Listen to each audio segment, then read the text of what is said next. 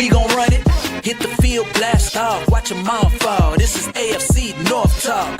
Got me hype, it's about to be a touchdown. Got the Ravens, Steelers, Bengals, and the Browns. Are you listening? It's time to get it hype. Tune in when the season poppin'. Yeah, we going live. Hey, knock 'em out. Ay, first down, going hard. Yes, indeed. AFC North talk. Let's go. Hey, AFC North talk. Welcome to another edition of AFC North Talk on a beautiful Friday. It's kind of cold here in Baltimore. I don't know about you. Hearing that? Like some interference? I don't hear anything, I don't think. Okay, it's just me then. Thank you everybody that's watching the live stream. For everybody that's gonna watch the replay, we appreciate it. Make sure you like, subscribe, and comment. Let's get right on to it. Patriots, Brownies. Q. I watched on a replay on NFL Network the Steelers Patriots game, and I was watching. I'm like, this is the type of game that the Browns need to win, right? Like a lot of turnovers. If they force now, Drake May has been looking better than earlier in the season. He has gradually looked better and better this year. But can the Browns? I will say this: put pressure on May with the front four, not blitzing, but with the front. Because I think that could be the game changer in this game. What do you think? I think that's going to be one of the biggest questions here. If you look at this win streak from the New England Patriots, outside of the big win they got versus Buffalo, not really a ton of like high tier defensive lines in their resume, right? So this is definitely going to be, I think even Mike Vrabel said it, it's going to be their biggest challenge of the year going up against this defensive front. That's going to get Mike Hall back this week too, which is big for them, right? So, we'll see how they hold up, but they have an offensive line that they feel really good in, have invested in.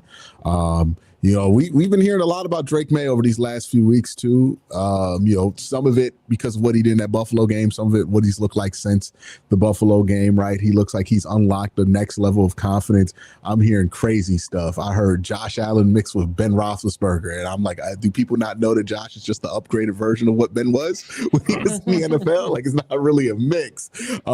But that's the kind of stuff that we're talking. We're talking about throws that like only 5-6 quarterbacks in the league have access to, right? And sometimes that could get a young quarterback in trouble. We're seeing that with Cam Ward, right? But that's something that he's going to be put to the test to, right? Going to be under pressure a little bit more, right? Going to have Myles Garrett there. They're going to move around pieces. We'll see how it holds up, but I expect them to be able to put up points, which is why I think the emphasis this week has to be that the Browns have to manufacture some kind of offense, and they have to be efficient with it, right? The thing with the Browns offense is it's not as bad as people think it is from the outside looking in. You look at the numbers and you're like, God damn, they're terrible. But the real issue is we get a lot of drives where we're driving 40, 50 yards downfield, 60 yards downfield, and it stalls out into field goals, right? The Browns can't afford to get 3 of those drives and 9 points this week. They got to get 21 out of that, right? They got to be efficient with their scoring opportunities. They got to be efficient with their offense. I think this means that you got to let Dylan, work out of the spread a little bit more. I think it makes no sense you bank on all of the experience that Dylan Gabriel has, right? And that's what the Browns have really talked about. He has all this experience in college, but then you make him do stuff he's not experienced at doing, right? Which is going under center, rolling out, booting, which he did a little bit of at Oregon, but not really a ton. Dylan's bread and butter throughout his college career has been being in the spread, kind of seeing the field open up and taking advantage of that, being a quick processor off of that. Really need to give him more opportunities to do that. And we're at a point to where you're so predictable that being safe with the ball isn't really gonna lead to less turnover worthy plays because teams are just jumping everything short with the Cleveland Browns. I think this is also affecting the run game, right? If you look at the Browns run game, you look at their run tape, it's a lot of heavy formations where you're seeing 8-9 guys for the Browns in their box, right? Which is going to be answered with 8-9 guys in their box.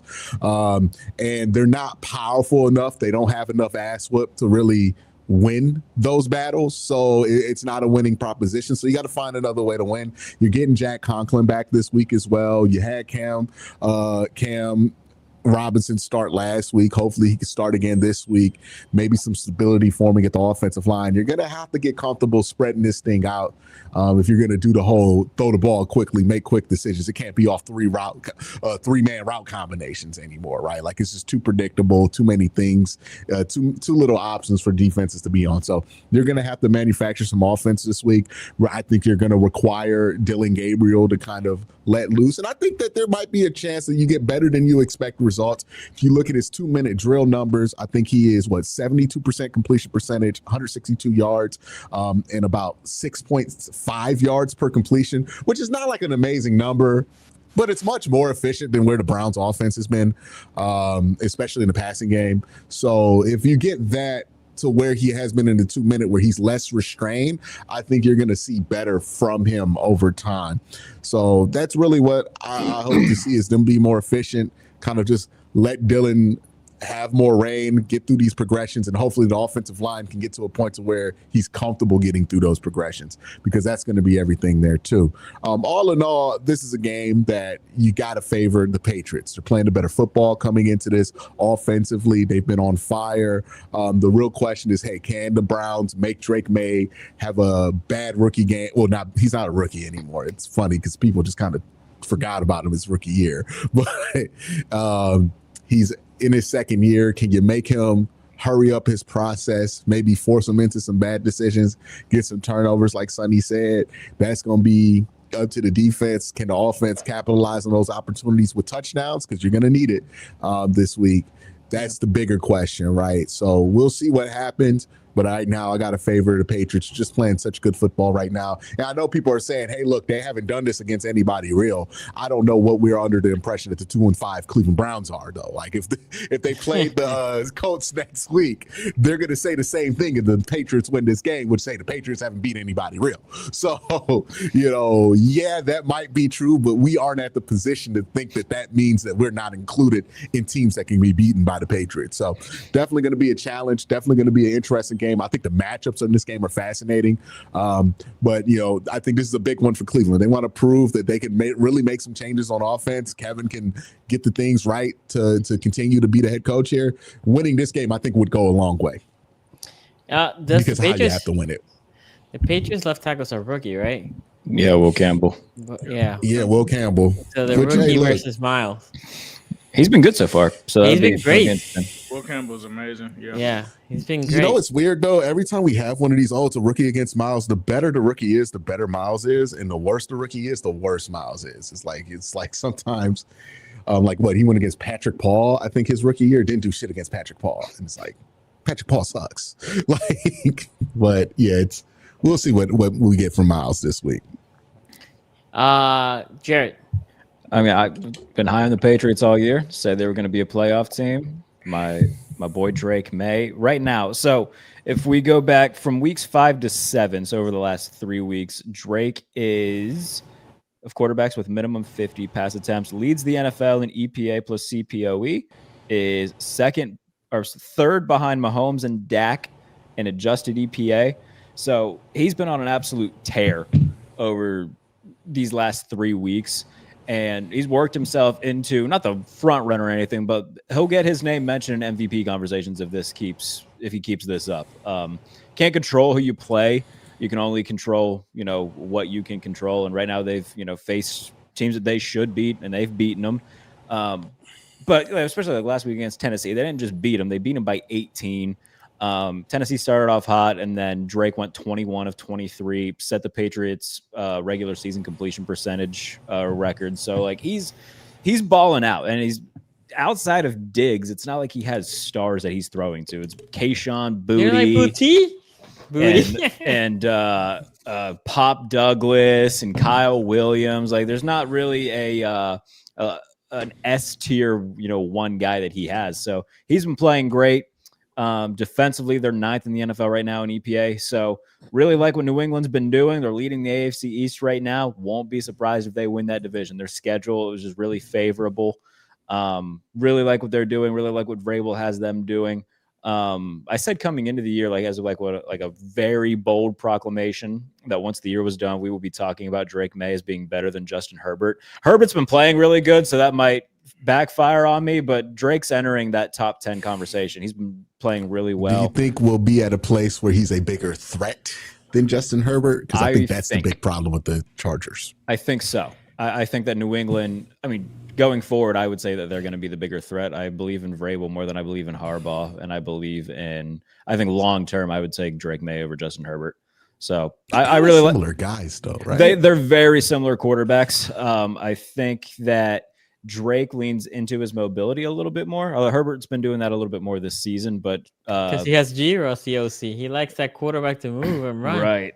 So I'm really high on the Patriots. Really love what Drake's been doing. The bet that I would take in this is the under. I think that defensively, this is the hardest test that they faced this year. So that'll be something that I'm looking at. Both defenses have been pretty good. Obviously, Cleveland's is very good, but New England's, in terms of efficiency, has been one of the 10 best in the league. So take the under. I'm going to take New England to win. I think it could be, like a 20-13 game. Jared, is it fair to say that your two favorite quarterbacks are in the same division as Jared Allen and Drake May? Is Drake May my second favorite quarterback? He's in that conversation. It's a real high-low situation in that division, though, isn't it? It's Josh. Jordan Love's in that conversation. Drake May's in that conversation. But that division, as Q was saying, it's like you either are a really good team or you're there's no in between. Yeah, you're either very good or very bad. Is what Miami and the Jets.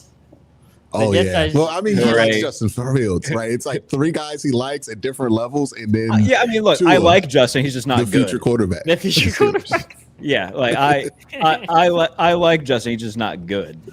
It's like the Grim Reaper. It's like, who's the next Steelers quarterback? Justin Fields down the hall, and it's like, here comes Tua next. Nope. And then in 20 years, it's going to be Josh Allen when he's cooked.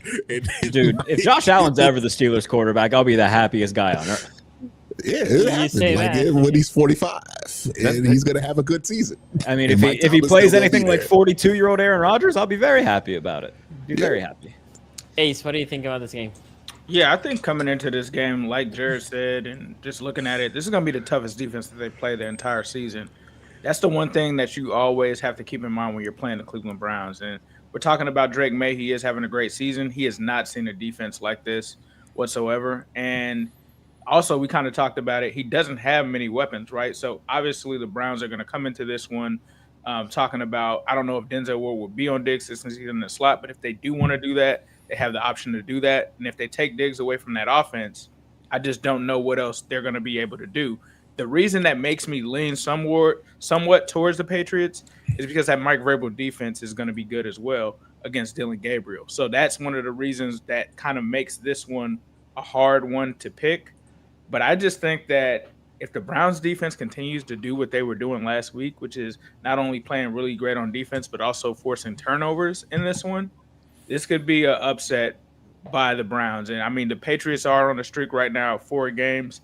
This just seems to me like one that could be a blip on the radar. I think that they'll still be a good team.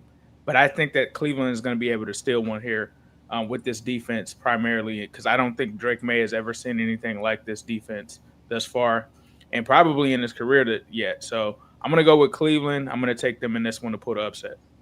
So for me, not to be the meme, but the interior, it's more than trenches, the interior. We're talking about Hall, Collins, Graham. Those three guys for me. Because the New England Patriots left guard is goodish, but not as good as the tackles. So, yes, Myles Garrett might have an amazing game. Wright might have an amazing game. But if the interior here is cooking and Drake May gets pressure from the interior, that's where I think it's gonna hurt the Patriots. Because the thing is, if the interior gets pressure, what is Drake May gonna do? Well, he's gonna try to leak out on the corners. So who's there in the corner waiting for him? Myles Garrett to swallow him up, right? So I think it's gonna be a close game. Offensively is the question that I have with Cleveland. I do think they can produce turnovers against Drake May. I do think they can get through pressure through the middle and then maybe produce tip balls, and that's how they get turnovers. But offensively, how much they can move it. I think what Q was saying, I think this is a game that you have to risk it a little bit. Meaning, if they're gonna play close to the line of scrimmage, the defense of the Patriots, you have to take some shots. You have to make them honest, right? You have to push that ball a little more because Jenkins is not gonna be as effective if all you keep doing is dumping them out, right? Or Fanning or Njoku, right? You have to push. But defensively, if this interior, Hall and Graham, the rookie. Also, it's like they have no way to force a team into like a nickel package for a team that wants to run as much as they do because all they do is like, oh, Harold Fanning is going to be out there wide receiver, right? Like they haven't been successful enough with that connection to be like force a team to put a DB on him. So I think that'll be like an underrated, like, hey, watch out for like Bob Spillane against Fannin and Njoku all day. I think that'll be something to watch. He's pretty good coverage linebacker, and Dylan's going to look to those guys to be the safety blankets. Gonzo was talking about Dylan Gabriel yesterday, and he was hyping him up. So the Patriots are Oregon boy. Yeah. So like. The Patriots are also Christian Gonzalez. Okay. Yeah. Patriots are also just very well. Like Vrabel is very good at the media stuff, and I think his team by default will be good at the media stuff. He's like, oh yeah, Dylan doesn't have any turnovers. He's been playing really well. I was like, all right, looking forward to seeing it. Mike Vrabel kind of loves quarterbacks like Dylan Gabriel, though. Yeah, fair enough. The kind of coach that Mike Vrabel is, and a lot of different coaches are, they kind of do like fuck with. That like it's like where Garrett Nussmeier won't go away from like the first round conversations because they're like, oh man, I love a guy like Nuss. He's gonna be so bad in the NFL, and that's why so many head coaches fail to reach whatever. That's why head coaches aren't scouts. Yeah. Okay, we have a super chat here. It says, "Been a minute. Flacco gonna make me get a jersey if he keeps this up." Wait. So you didn't buy a Joe Burrow jersey, but you're gonna buy a fucking Joe Flacco one? You like Jamar Chase wasn't enough, but one win from Joe Flacco was like he's 1-1. If he beats the Jets, I think that is a funny bit though that like I've almost begun subscribing to. Is I'm not a jersey guy by any means, but there are some jerseys I would get. But like a lot of the fun in it would be just getting the shittiest player's jersey. Like I would go on eBay and spend $8 like in a Mecca Okafor Bobcats jersey. Would you get a Connor Hayward? Well, no. No, I would not. Do they sell those? I'm not a big like NFL jersey guy. Like any jerseys that I would have is usually like throwback NBA stuff. Get like a Delonte West. That's a good shout. Kwame Brown. But I would get like a rookie, like a old Vikings Randy Moss one, or like a Randall Cunningham from that Vikings era, because those jerseys are really nice. And I would just you gotta get the rares. You gotta get the Odell Cleveland, the Randy Moss. Oakland. That would actually be a very fun bit. Getting jerseys of like really good players from like random teams that they played on. That would be fun.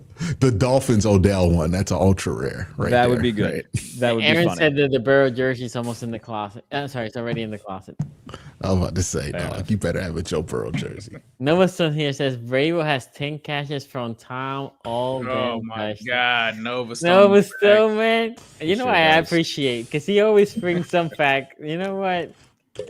Nova Stone, salute to you, bro. Because you're dedicated. You're dedicated. Brady's been retired how many years now? Still has refused to beat the allegations that he's that one guy from that video we saw on Twitter. He's right. I mean, I don't know who else could. He said he would show us proof. We've been waiting for like 3 months. Yeah, that's true. Ian says Drake better watch himself scrambling, or Carson might get him. No, if when they play Cam Ward, that's the one that Schlesinger's gonna be like. That's the one he's going. Oh, bro, that's JBL clothesline from hell waiting for Cam Ward. Oh yeah, just because you hit that thing and when the quarterback gets on the numbers and they're like this, it's like money. Boom, if that not does even in the happen, pocket. somebody does need to make like a JBL edit of Carson Schlesinger, like on the hit, just bang, bang, bang, bang, bang, bang, bang. I'm doing an edit. I'm putting the Hurt Syndicate theme music over the Browns. Brother, defense. we are a big Hurt Syndicate household, so that's a good shout. Okay, so let's follow that up with Bengals, Jets, A's. Jets are Jets the only winless team right now? Yes. Yes, they are. So, but I think Tyra is the quarterback for this game. I know. Aaron Glenn's being a master deceiver. He's not revealing it. Oh, well, if Tyra is the quarterback, Shipwreck. Jared, he said I don't want to give him a competitive advantage. Yes, like this is. I saw somebody say, like, I think it was Zach Rosenblatt. Who's he choosing between Tyrod and who? Justin Fields. and Justin Fields. Justin Fields. Hey, brother, there's no such thing. You're the Jets. I think your existence is the competitive advantage. I think Zach Rosenblatt was talking about it, and somebody quoted it and said, like, this is like reaching Matt Patricia Lions level of just like, dude, what are you doing? And it's getting there. It's the wrong former Lions coach that he's emulating right now. Yes. It's the kind of stuff that makes you think about shit, because I remember I think it was Pablo Torre was like, Matt Patricia does shit, and then you think about it, and you like, he really got a pencil with a laminated sheet. He's tearing it up right now. What? Ohio State. What, at Ohio State? I mean, when you got the puppies, right? I know. I hear you. Completely hear you. Hendrickson might not play. He's questionable. Henderson is likely going to play. I think he's leaning towards playing more so than not playing. And do you think they limit his snaps, especially if they're winning comfortably? Not necessarily. I mean, when Trey Hendrickson has played through a lot of injuries, I've seen him play with like a broken hand and stuff before. He's not the type of guy that he's a guy that's sleeveless out there. Or just has sleeves, like no gloves, no nothing. I don't know how I feel about that.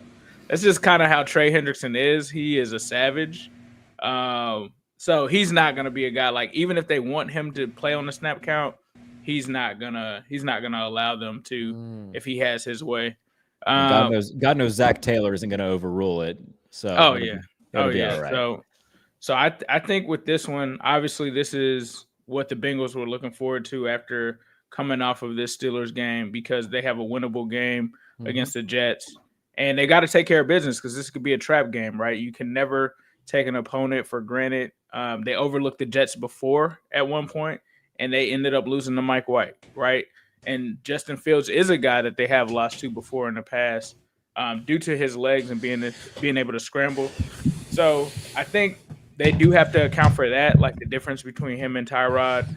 Right, from that standpoint, I do think that Justin Fields is a little bit more dangerous for them. But, either way, you're coming in against a team that has really been a mess this year, 0-7 coming in. And then you look at the breakdown, you got Joe Flacco going against this Jets team. I think Joe Flacco is going to be able to continue doing certain things that he's been able to do, which is getting the ball to Jamar Chase, T. Higgins.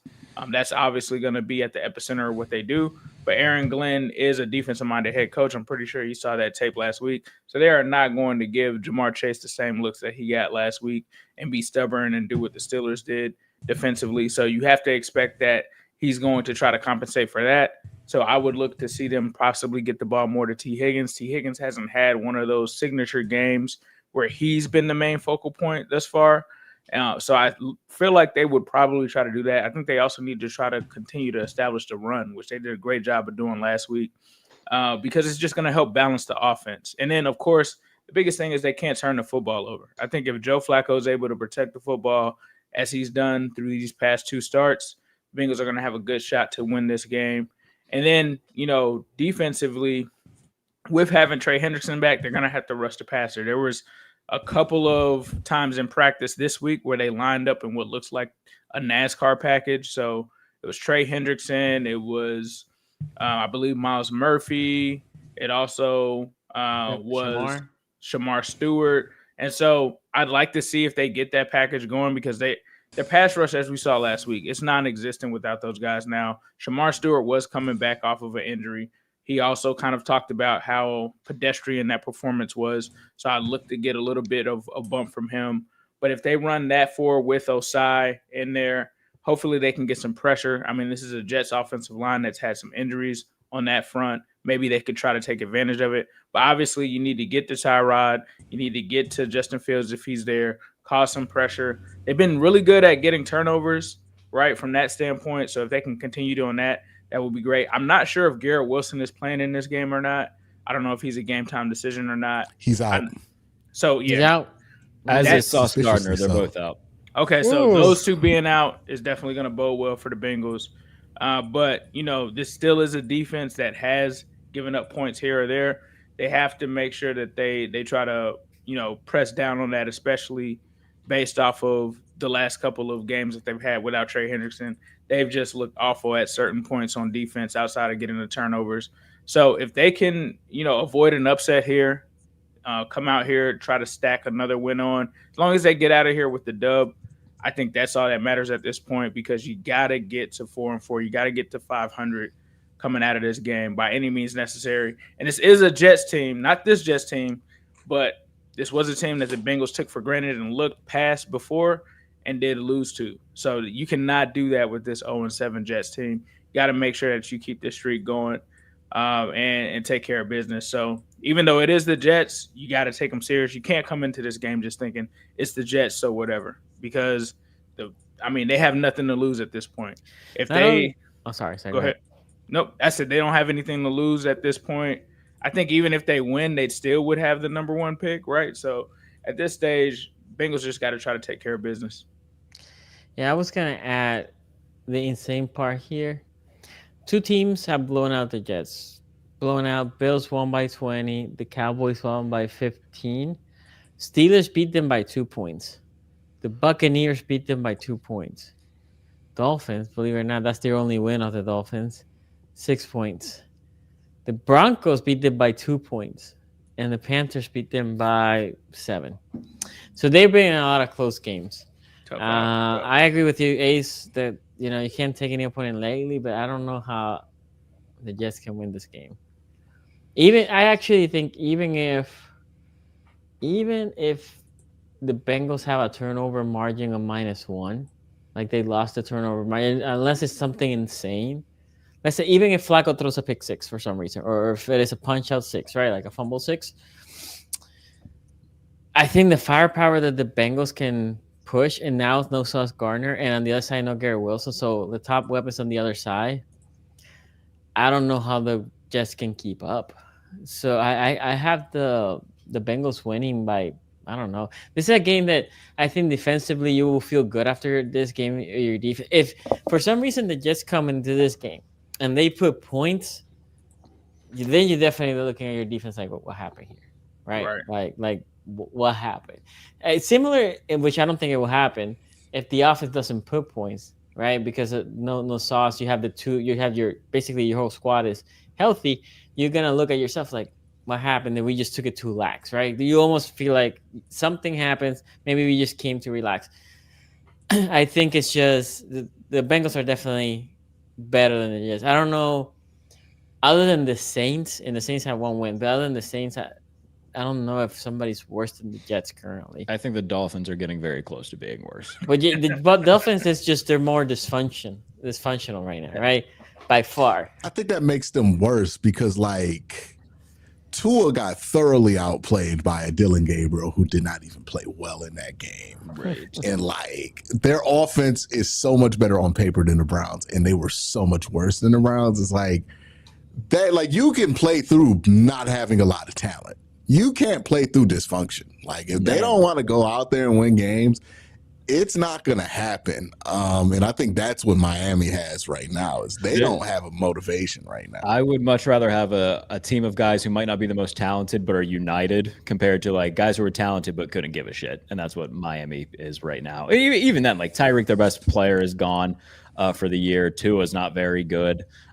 Somebody asked me yesterday in the NFL who's the one player who would survive a horror movie and who would die right away. Tua's dying right away. That's the guy who's getting in the opening credits. He's done. Tua's the one who checks the disturbance, right? Oh, what's that noise out there? They're Tua, you go check.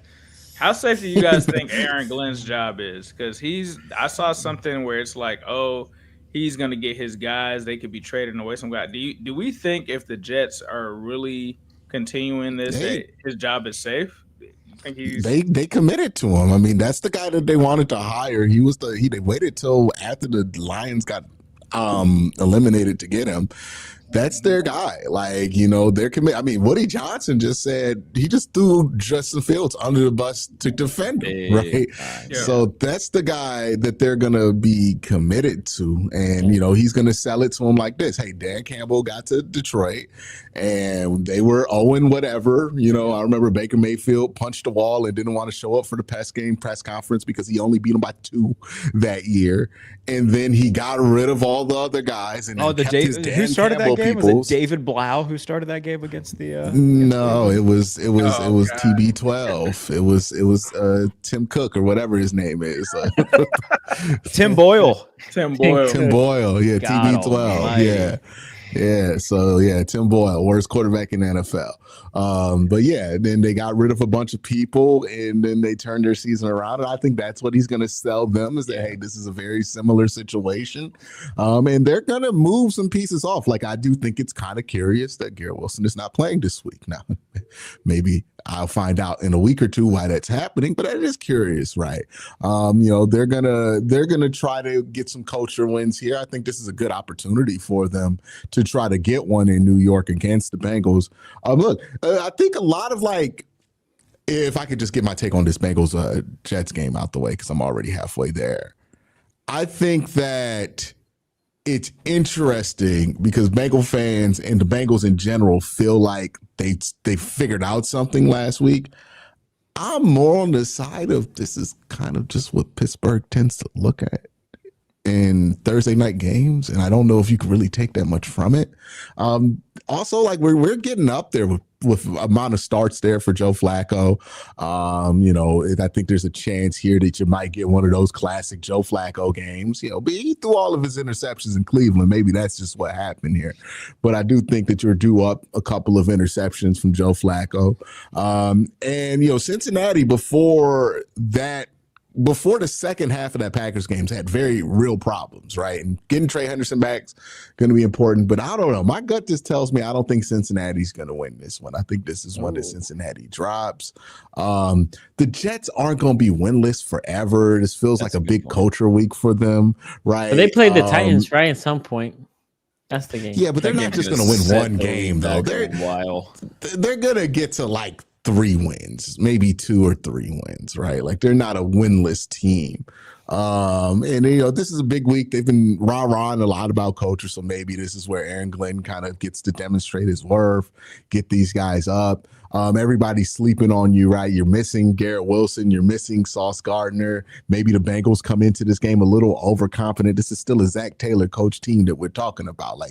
Zach can and will fuck it up when you think he can't, right? So maybe some of them, maybe the longer Joe Flacco's in his offense, the more he starts to respect them Zach Taylor play calls, right? The Ace hates. He starts to try to run them, right? So I don't know. I think that this week is kind of a bit of a setup for the Bengals because you're talking about a trap game for a team that's not very good in Cincinnati as well, or at least right now without Joe Burrow. So, I don't know. My gut's telling me it's not very logical. Everything logically tells me the Cincinnati should win this game. But my gut's giving me the Jets here. I think the Jets are going to win this one. Garrett? I can see where Q's coming from because I've kind of gone back and forth with this one too. Really? Yeah, just because I understand Flacco had an awesome game and it was I wish it was against anybody else so I could have really enjoyed Flacco having another one of those games. But he's not going to do that every week. And defensively, the Jets have been good this year. And, even with Sauce out, they've got talent on that side of the ball. Offensively, though, without Garrett Wilson, what are they going to run Brees Hall 35 times? Yeah, I don't know who else they're going to throw to in that offense. Allen Lazard. There's just not a lot of talent there in the passing game.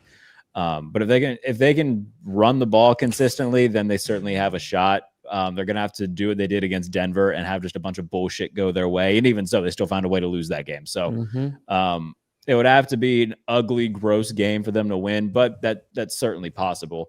I don't know. Maybe I'll pick the Jets too. What the hell? Like Q's got a point. They're not going to go winless forever. So I'll lean it. I'm not confident in it regardless, but eventually the Jets got to win a game. So now cut to Monday when T goes for 10 and 150 and the Bengals win by like 10. Then, that completely in the realm of possibility. But eventually you got to think that they'll win one. Eventually they will win one, but the Bengals have, in my opinion, too much firepower for the Jets to just like I said. I think even if the Bengal has a mind, yes, if for some reason they're here throwing pick if the six, Jets are able to get pressure on the line of scrimmage, though, like it's something still that they can feasibly do. They still have Quentin Williams, right?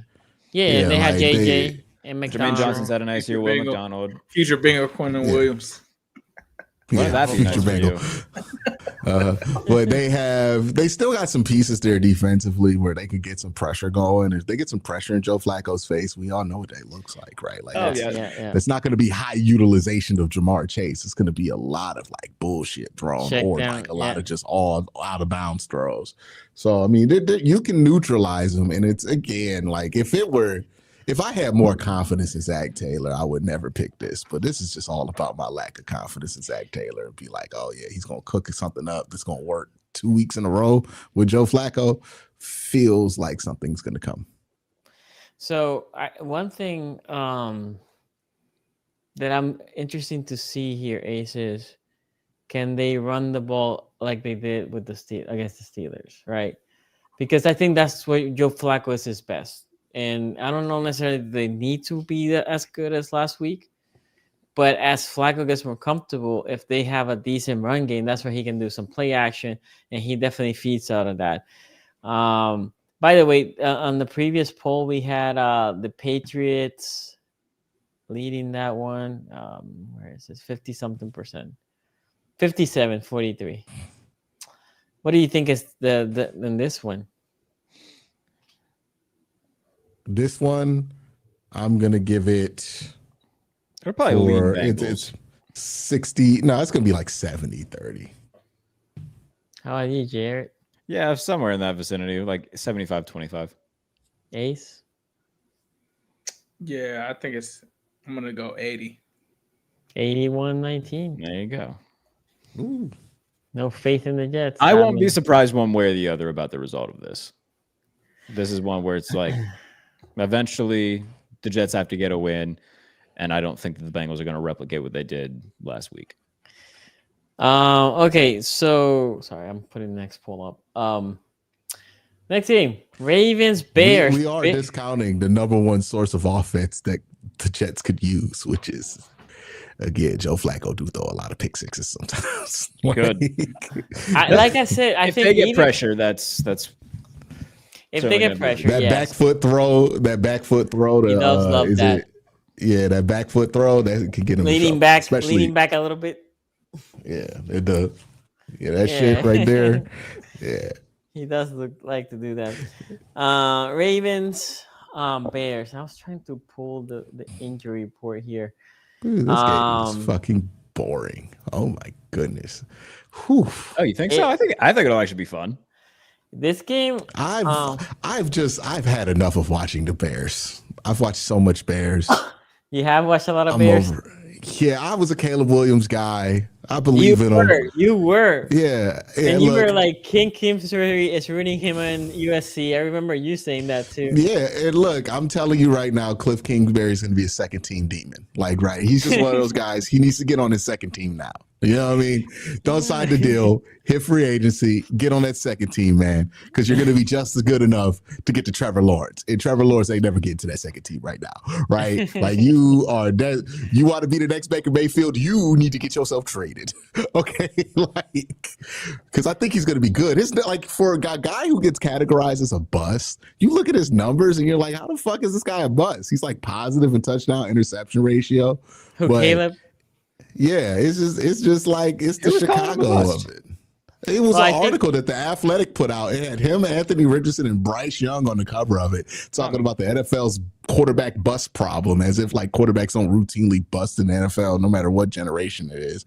But how the NFL has a quarterback development problem, and it's right. He's right there on the cover. Oh no, I mean NFL does have a quarterback development problem for sure, and he wasn't in a good situation at all last year. But yeah, what Ben Johnson's done a good job. I'm looking forward to seeing the Bears' offense against a bad Ravens defense. I think that could be very fun. So before, just so y'all know, Kyler Gordon, he's out. Rashawn Johnson, running back, he's out.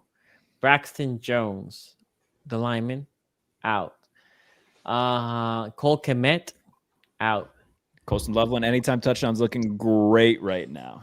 Tyreek Stevens, so the other corner, he's also out. DeAndre Swift, he was limited. The rest that they said put him questionable, they have full week of practice. So Austin Booker, Amin, I don't know how to pronounce his last name, Agbung Miga. Sorry, any of those names I don't try. There's so many of them in the NFL that have like the long names, and I'm just like, don't want to butcher it. But then on the flip side for the Ravens, I haven't seen a list like this in a while. Awuzie, full practice, no injury designation. Say Flowers, full practice, no injury designation. Kyle Hamilton, last 2 days, practice full, no injury designation. DeAndre Hopkins, Marlon Humphrey, healthy. Pat Ricard, healthy, the savior. Roquan Smith, healthy. Ronnie Stanley did not practice, but Harbaugh said that he gave him a day off. He was full participant to follow the previous 2 weeks, no injury designation. And Walker, no injury designation. The only one that has injury designation is Lamar Jackson as questionable, but he did had a full day of practice today. So, and I saw that Roquan was back too. QB2 now officially Snoop Hundley. So it was just so dumb to begin with. Lamar Eric DaCosta, please answer for this. Who the fuck? I would like to know too. Here, what was the whole point of this? How much money are we burning in Cooper Rush, cap wise? You know what? It's the bigger problem is the waste of resources you use to scout Cooper Rush like in the summer. Like somebody had to go through and watch like 3 years of Cooper Rush tape to give a recommendation to sign, and that was a fucking waste. Why did they do any of that? Yeah, I don't disagree. 2 years, $6 million. I think he got 2 years, $6.2 million. Hey man, good for Cooper Rush. Yeah, anyway, I'll take $3 million a year to be a bad backup quarterback. That money is going to help cushion his start for his career when he's doing Conference USA games on ESPN. No, I think he's commentator. Big 12 on the CW. Oh yeah. You know, Cooper Rush here, and we're going to talk about the Wyoming Cowboys. So. I think this game is a must-win right now for the Ravens. The Ravens don't have too many games that they can. Bro, all your games are must-wins. So like, I agree.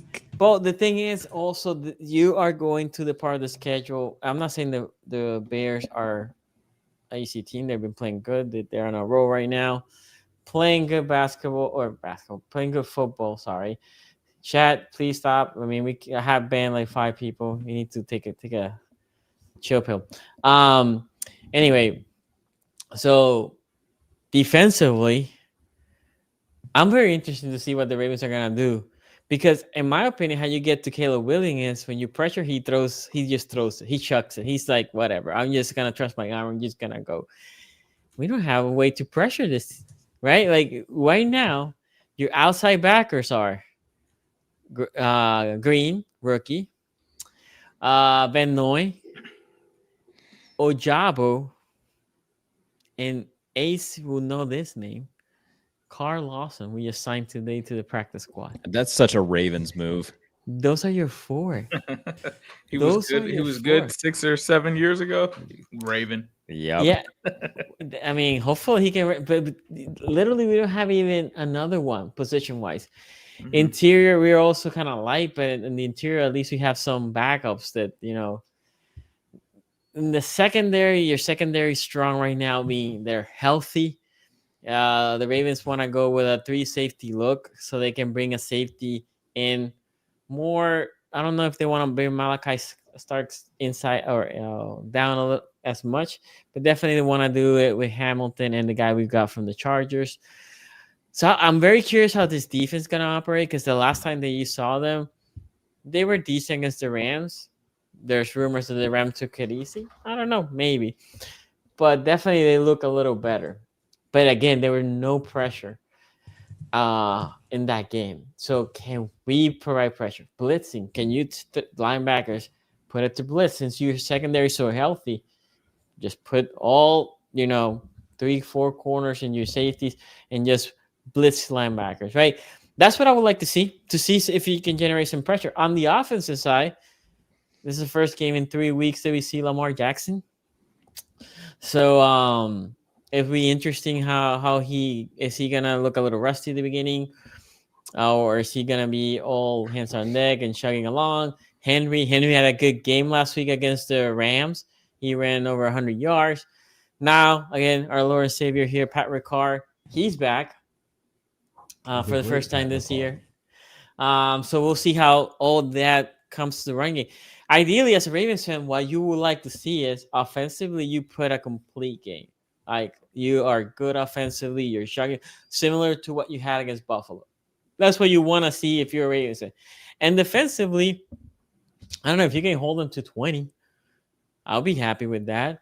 And if you can score 28 to 30, right? Like that is the ideal situation.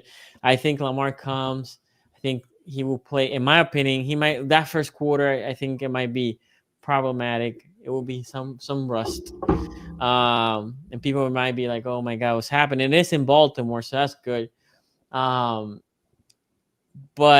I don't know if the Bears had that firepower to just, if we had a bad first quarter, even with our defense, to just put it out, right?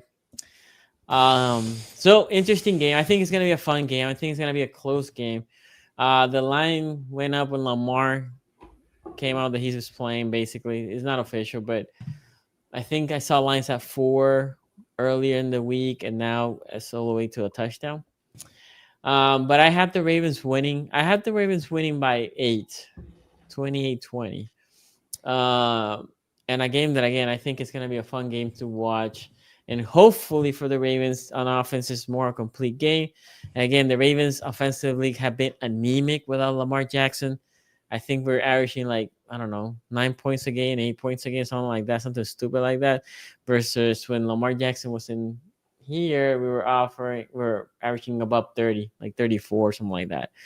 So I'm excited for that. And defensively, I need them to show something. Right now, you're healthy. There's no excuse. I mean, Maravika it's not in. He's not coming back, so we need to forget about that, right? And Robinson, he ain't coming back. He's gonna be out for 8 weeks. So you lost those two on your defensive line. Also, this next 2 games for the Ravens are: do we go in or we don't? Right? Do we trade people because we're not gonna make a run for it, or do we go and try to fill some holes that we have, especially in the interior, the D lineman, and in the outside backer position? These games are critical. This is when the part of your schedule that it is easier. That's now. That's where it starts now. We have, hold on, because I want to be accurate. We have the Dolphins next week on Thursday night. Thursday night. Great game. Please, if there's a God in heaven, give me some Thursday night bullshit. It's on the road. It's on the road. Oh, dude, come on! You know something stupid is going to happen in that game, and I'm looking forward to it. I'm going to be locked into Dolphins Ravens on Thursday night. Very locked in. So the Ravens play. This is the next couple games, and again, this Bears game is critical. But then they play the Dolphins, an AFC opponent. Then they go to the Vikings in Minnesota. Then they go to the Browns. And then they play the Jets at home. Those are the next 4 games before they get Bengals, Steelers, Bengals. So those are the next 4 games. Obviously, the Browns game, not an easy game. Always division games are always hard. But the other 3, NFC opponents have very tough time against Lamar Jackson. So we'll see what the Bears do. and the Vikings. When we'll talk about that when we get there.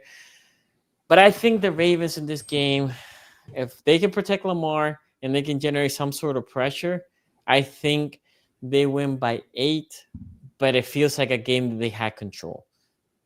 Like I'm expecting this game for the Ravens to take a little bit more control and to not be put beat down, but to be a game that they're comfortable throughout the game. Maybe like, oh, we're up by 7, we're up by 10, then they might score, and then we score back and something in that line. But Q, what do you think? Yeah, I'm not very confident in the Bears this week. I'm surprised I'm not buying on the Caleb Williams hype right now. Again, original buyer here, like somebody who was blown away with him. I don't know. Early stocks. No, I was in on him. I remember watching Malik Willis, and then I watched him, and I'm like, oh, this is who the fuck we thought Malik Willis was in the NFL, right? It was Caleb Williams. So like, I'm a big supporter of him.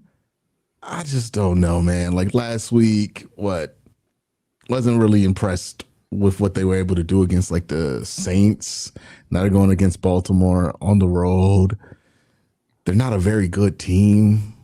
They're playing Baltimore on the road. Baltimore's going to be rejuvenated this week. They're going to get Lamar back, and they're going to come with the playoff effort here, right? Yeah. So, these next four opponents. Let's hold off, though. I mean, playoff effort with Baltimore. They're going to come with they're going to play like they're trying to clinch the division. How about that? That's better. That's better. They're going to play like they're trying to clinch the division here.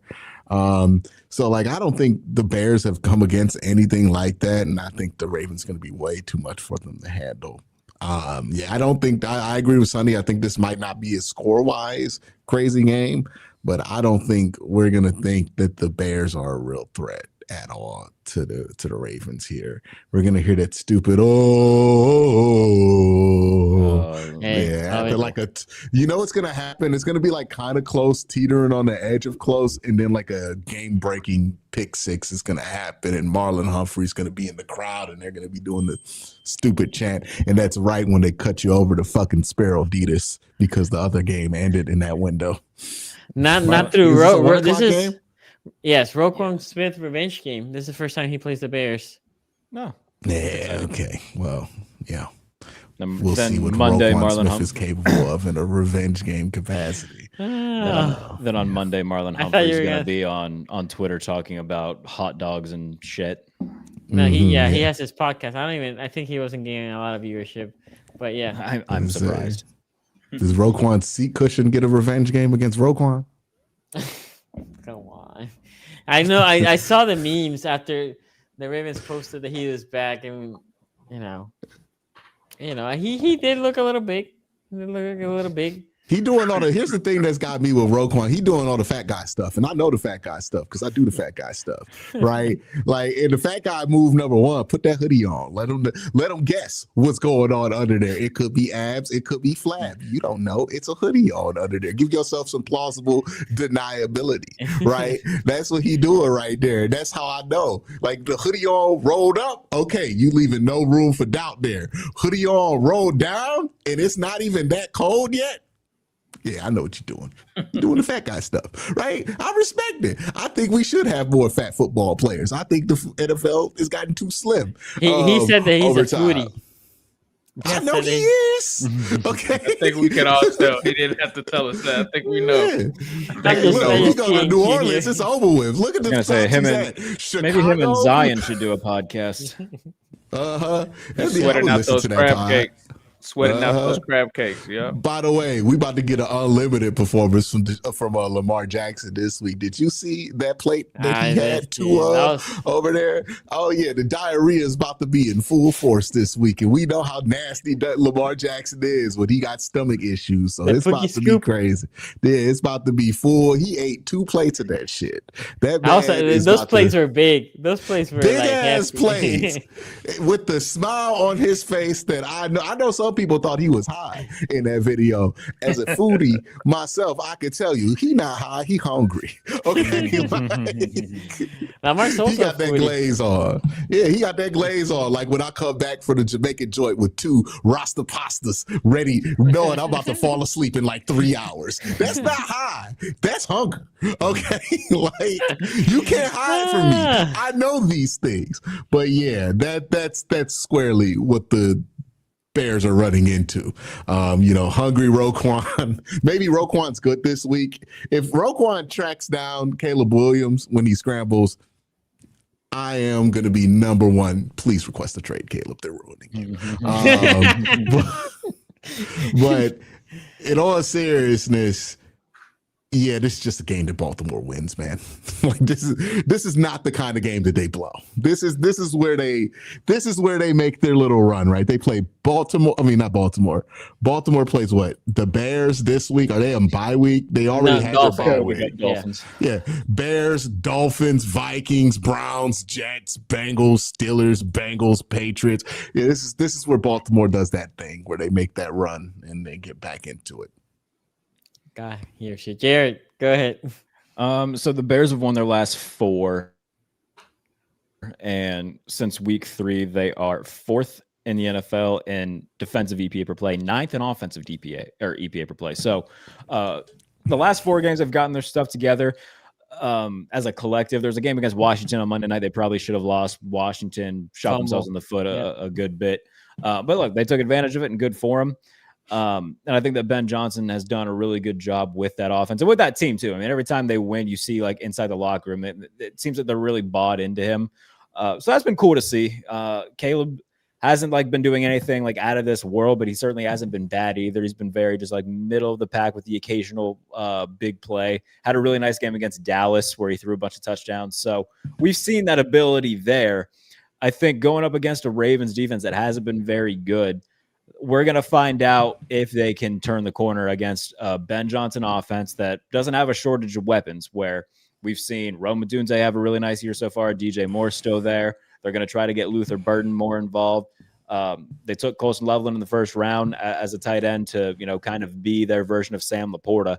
So I think that this is going to be a very telling week for Baltimore. I don't expect the Bears to win. I'm going to pick Baltimore to win, but I don't think it's going to be any sort of blowout. I think that the Bears cover simply because they're going to be able to put up points, and it'll be a back and forth game that Baltimore comes away with simply because they're just going to need it more and want it more.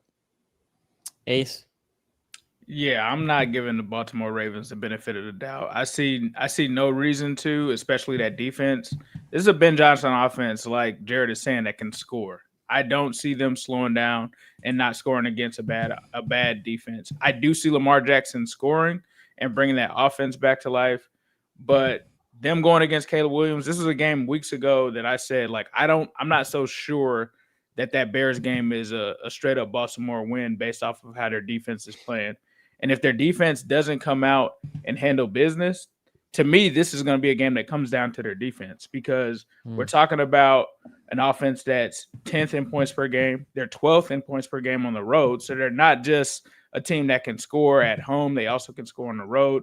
You're talking about in yards per game, they're 12th. Rushing yards per game, they're 8th. Sacks per game, they're not allowing sacks. A lot of people haven't talked about that. Their offensive line for the Bears has been good this season.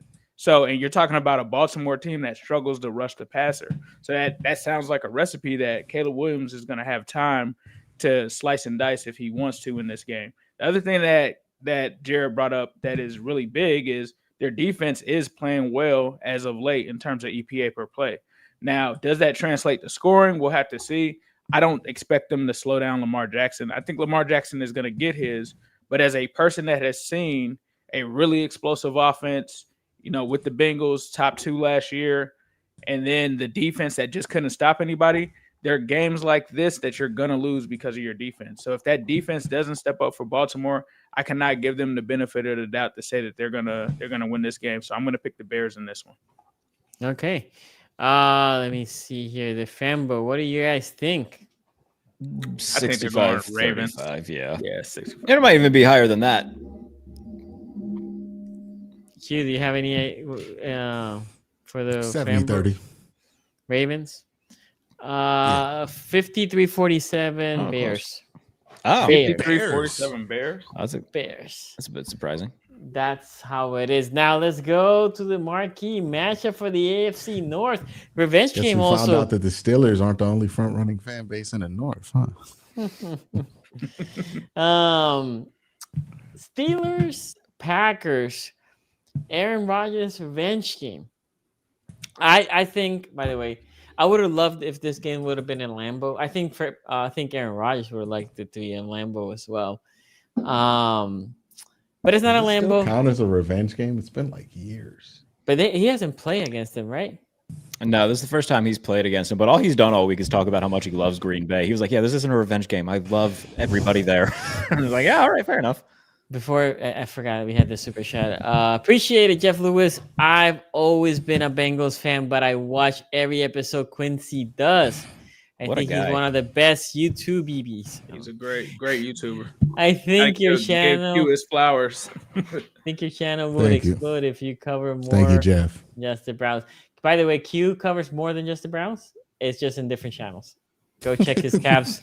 go check his Cavs coverage and on the other stuff. Say people keep telling me I should do more. I'm like, I have no time. he covers the Cavs and others. He just had different channels for these things. Yeah. Anyway, we appreciate your super chat, bro. Steelers, Packers, Jared. Look. People think the Steelers are kind of a fraud 4-2. I think there's no more fraudulent team with a winning record than the Green Bay Packers, in my opinion. Every time I see this team play, I'm underwhelmed. Underwhelmed by everybody in this team. I don't know what it is. The tie. I mean, I know they tie against the Cowboys and then they lost to the Browns, but even on the wins, it's not like I'm like, oh my god. Like Arizona without Kyler, that game was close for no good reason.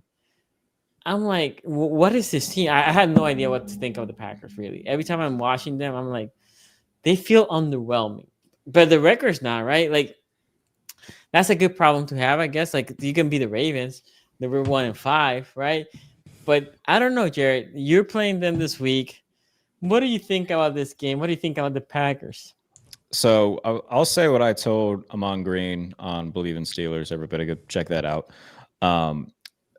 Green Bay, to me, like, I picked them to come out of the NFC and go to the Super Bowl. And to me, like, they're winning games, but the youth on the team, like, this is the youngest team in the NFL still. And I think that lack of experience is what's leading to the lack of dominant wins. We're like, yeah, they beat Cincinnati. What it wasn't a dominant win. Yeah, they beat the Cardinals. It wasn't necessarily a dominant win. It was a dominant performance from Micah Parsons, about 3 sacks.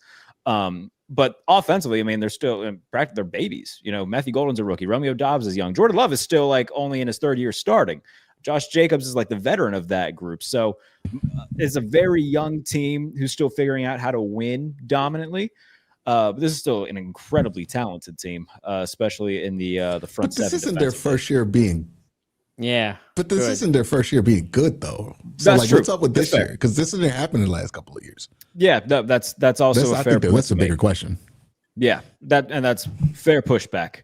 With Pittsburgh, every time I've picked them to win, they've lost, except for week 1. Every time I've picked them to lose, they've won. So I'll pick Green Bay as a good as a very good reverse psychology. I do think it's going to be very close. The Steelers are 3-point dogs in this game. And like I said, everybody was talking about like the revenge game. Like Aaron he had like a media thing with Green Bay media yesterday. And he said, my career started in Green Bay. I have everything that I have because of Green Bay. And my career is going to end one day with Green Bay. So like he loves that place, dude. He's not looking at it as a quote unquote revenge. I'm sure he like wants to win as like a, hey, like I'm still good. But it's not. I don't think it's going to be spiteful like it was with the Jets. So I'm not going to be surprised if the Steelers win. I think deep down inside, I think they're gonna, but I'm not going to say it publicly because every time I say it publicly, they lose. So didn't you just said it? No, maybe I'm like far too superstitious. I've got like Sidney Crosby superstition about me at this point. But the Steelers offense since week 3 is 5th in the NFL in EPA per play. What a time to be alive.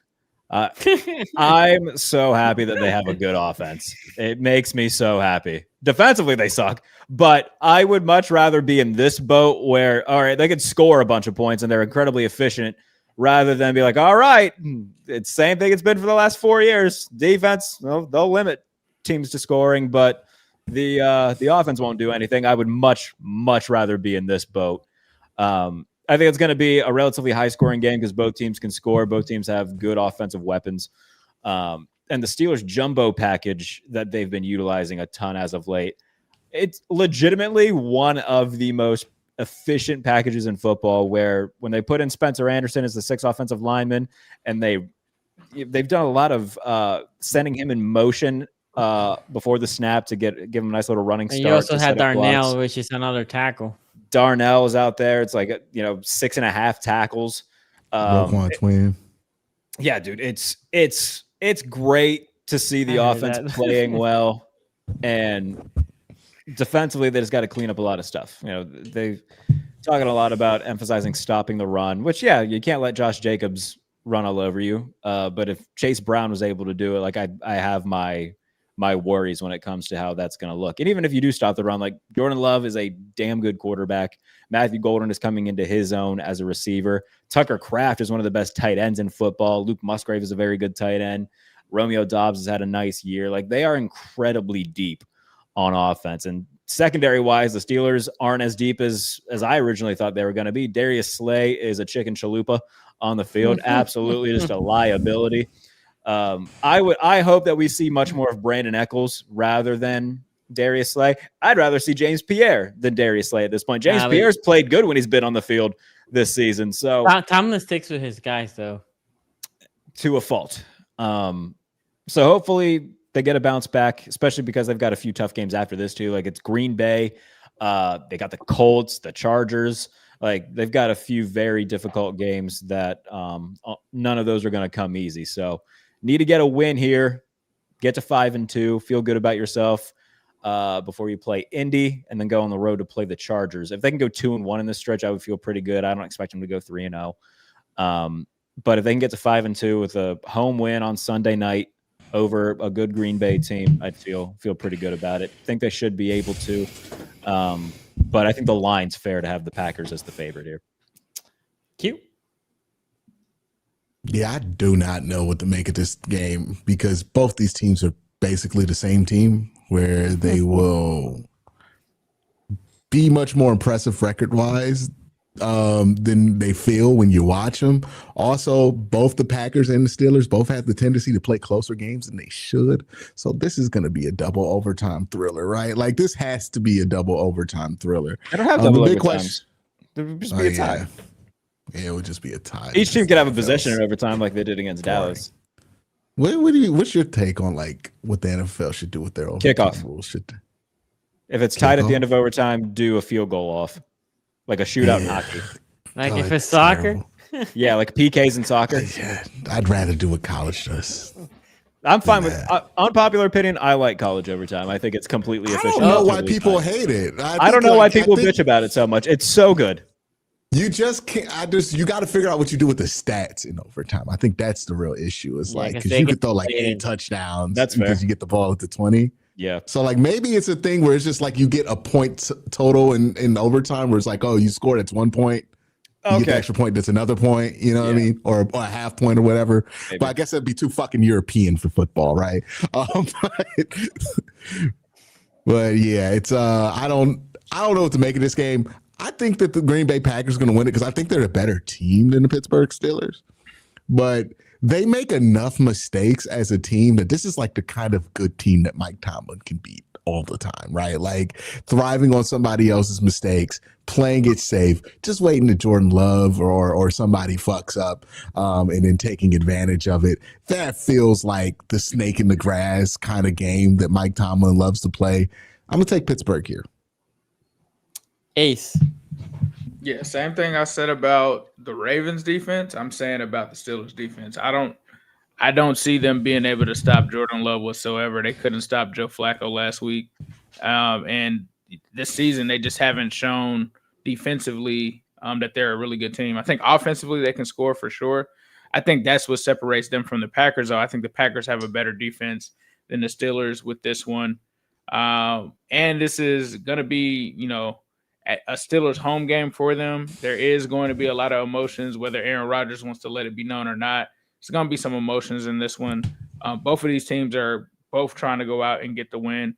When it comes to this Packers offense, they're 4th in EPA per play. They're 2nd in EPA per pass.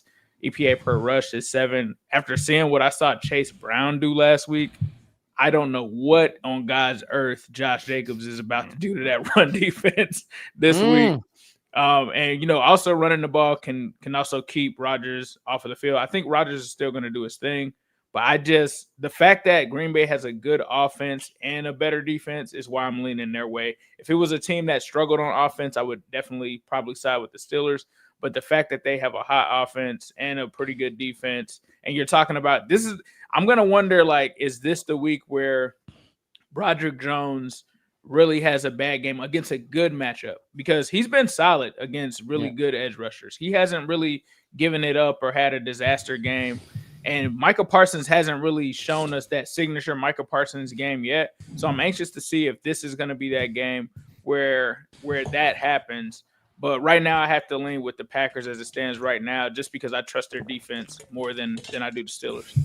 Yeah, for me, like I was saying earlier, the Packers feel underwhelming, and the Steelers also have felt kind of underwhelming. I'm here actually like you.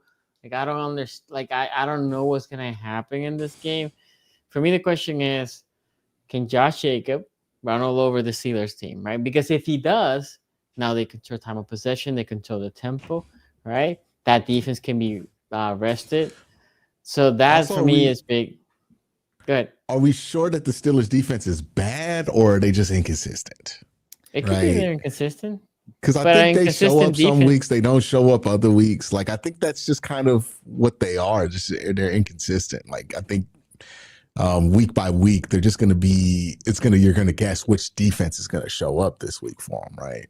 And it's a pain in the butt too, because they'll have weeks against New England where they'll take the ball away 5 times. But even in that game, the Patriots moved the ball pretty well. By far the best game they had was against Cleveland. And I get it. That's cool. You can slow down Dylan Gabriel. You can fuck around with Carson Wentz, who still had almost 400 yards passing because you played with your food too much. I just want to see a really nice performance against a good offense and a good quarterback. Haven't really seen that yet.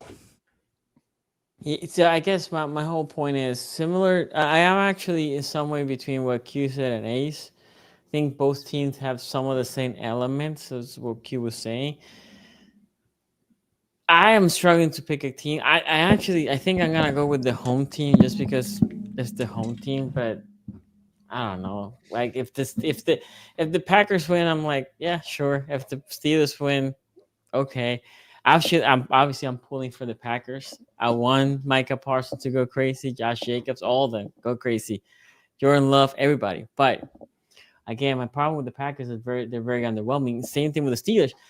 I will say this, Jared. I said this last week when you guys play. Steelers are coming from the mini bye, but I said this when you guys play the Bengals. Can the Steelers win without a game that they don't produce turnovers on the +2 side, right? The margin is at least 2 turnovers. That's where the Steelers have been winning most of their games, when that turnover margin is at least by 2. We'll see. I can see it. I can see the Jordan Love those 2 picks. This year he's been good with the picks, but in years past he hasn't. I have no idea what's going to happen in this game. I think they're very similar teams. But the Steelers are at home, so that's why I'm going to lean Steelers, although I'm rooting for the Packers. I did make an incorrect statement, though. I thought that Micah Parsons hadn't had – No, he had a crazy game. He had a big game last week. He had one last week against the Cardinals, 3 sacks. Didn't see that game, so didn't know about that. But, that's a Micah Parsons game. If there's one thing that Pittsburgh can take advantage of, is that since week 3, the Packers are 19th in rush EPA defensively. So if they can't slow down the run game, then that's something where Pittsburgh can just go jumbo a lot, take advantage of that, and control the tempo themselves, set up some of that play action stuff for the tight ends or a deep shot to DK. Because that is one thing where Green Bay is a little bit susceptible to deep plays, don't really have a star corner on the team. So that's something that they can take advantage of. I like Xavier McKinney at safety, but in terms of man-to-man matchups, I do think that they have the advantage there when it comes to DK. So could see a few big plays in that regard. But won't be surprised by the result either way. Really, again, they've got a tough stretch where it's Green Bay, Indy, and then Los Angeles. So got to go at least 2-1 in that stretch to feel good. And I would like to see that start off with a win on Sunday night. Okay, so before we go here, Noah Stone. One of my favorite Browns moments is when Tom came back down 12 with 1 minute 4 seconds. With no timeouts, 2 touchdowns in 39 seconds. Tom went 12-4 in 2013 with no help. I don't remember this game. I don't remember this game. Why is that? No, it's the Josh Gordon game. Josh Gordon, he went back-to-back 250-yard games, first wide receiver in NFL history. The Browns get a touchdown. I think Josh Gordon takes the ball like 90 yards to score a touchdown to break the record. And I remember my roommate, a fucking Steelers fan, still friends with them to this day. He sits there and he has the gall to look at me and say, "Hey, Quincy, congratulations. You just beat the Patriots." And I'm like, no, we have not. There's like 3 minutes left in this game. And then they blew it. And I looked at him, didn't talk to him for the rest of the day after that. But yeah, and I remember that Tom Brady game. I think Tom's lost to the Browns too as well. But like, why is that your favorite Tom Brady moment? The man's won 7 championships and you're sitting here like, yeah, this week 13 win. I would have thought the Falcons. Shitty Browns team, man. The Falcons game was crazy. Moment. Well, to be fair, he said one of his favorite Browns moments. So Browns moments. Yeah. Okay, that makes it make sense.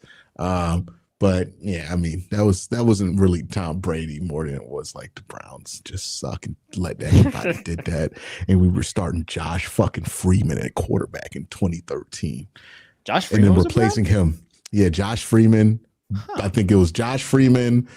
I think Brian Hoyer, and then maybe was Mansell was Brandon Whedon.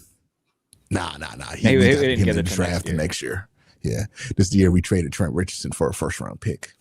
The rare trade that the rare trade that the Browns absolutely won. That was good. Didn't do anything with it, but they did worse than anything. They drafted Johnny Manziel with it. Yeah. What was the AAF team that Trent Richardson played for? It was like something, the Birmingham Brass. Oh, the Birmingham Iron, where he averaged like 2 yards a carry but got 22 touchdowns. Yeah. That shit was dope, bro. Like that was cool. But yeah, I don't know where we started here, but if that's his favorite Browns moment is Tom Brady doing that to us. Look, man, the greats haven't really fucked us as much as like Ben Roethlisberger has. So, I'm not really hurt about Tom Brady. He's done nothing to me. He's only hurt Jared and maybe Sonny. But they beat the Patriots before, right? The Ravens usually, the Ravens beat them a couple times in the postseason. Yeah. But the Steelers. Did you beat them in 2000? There's no way. Y'all beat them both years? No. The 2000s. No, we didn't beat them in that run. Because it wasn't like it was Tom in 2000. No, it was still like the Titans were there. the main team back in the 2000s, which was the team we beat before we went to. How long ago was 2000? Quarter of a century. Yeah. With that, guys, we'll let it go. Make sure you like, subscribe, and comment. We'll be back Tuesday recapping all this game. Until next time, peace out.